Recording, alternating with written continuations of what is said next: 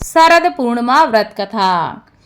पौराणिक कथा के अनुसार एक नगर में एक साहूकार की दो पुत्रियां थीं।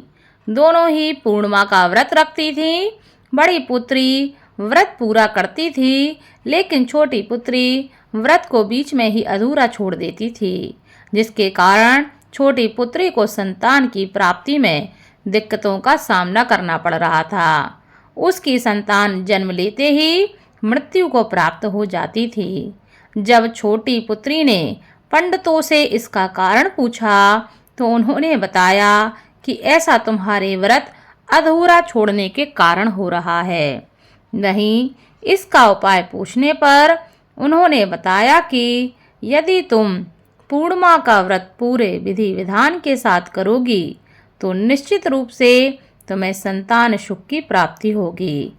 पंडितों की सलाह पर उसने पूरे विधि विधान के साथ पूर्णमासी का व्रत किया, जिसके परिणाम स्वरूप उसके यहाँ बेटे का जन्म हुआ। लेकिन कुछ समय बाद वह भी मर गया।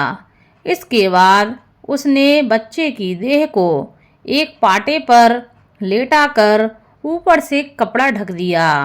फिर वह अपनी बड़ी बहन को बुलाकर लाई और उसे उसी पाटे पर बैठने के लिए कहने लगी।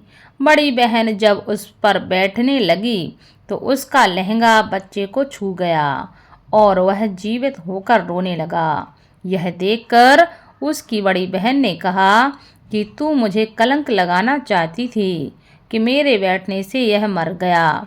इस पर छोटी बहन ने उत्तर दिया कि यह बच्चा तो पहले ही मृत था, बल्कि तेरे ही भाग्य से यह जीवित हो गया है। इसके बाद दोनों बहनों ने सभी नगरवासियों को शरद पूर्णिमा की महिमा के बारे में बताया और इस व्रत की विधि के बारे में बताया, जिससे वहाँ के सभी लोग शरद पूर्णिमा का व्रत करने लगे और उनको भी इस व्रत से लाभ प्राप्त हुआ। शरद पूर्णिमा का जो त्योहार है, यह माता लक्ष्मी का त्योहार है।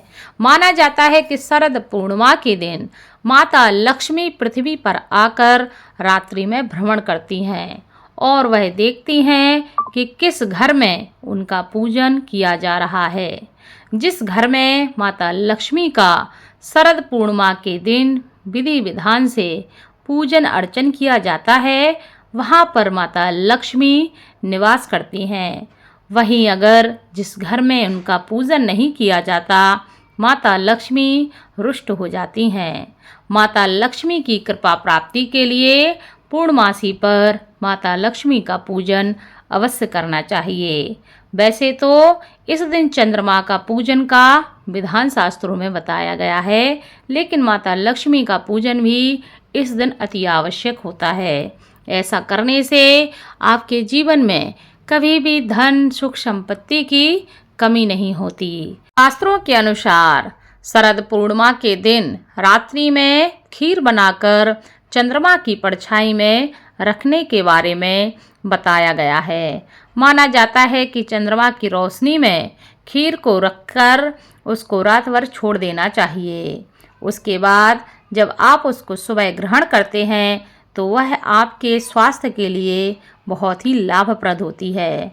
लेकिन 2023 में शरद पूर्णिमा के दिन चंद्र ग्रहण है, इस वजह से इस बार ऐसा होना संभव नहीं है।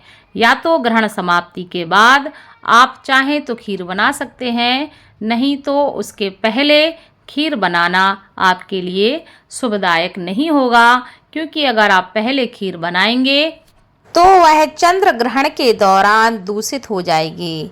इसलिए आप उसके पहले खीर ना बनाएं। आशा करती हूँ आपको यह कथा और उसके साथ थोड़ी सी यह जानकारी अच्छी लगी हो, तो प्लीज़ हमारे वीडियो को लाइक, चैनल को सब्सक्राइब और वीडियो को ज़्यादा से ज़्यादा शेयर अवश्य करें। धन्यवाद।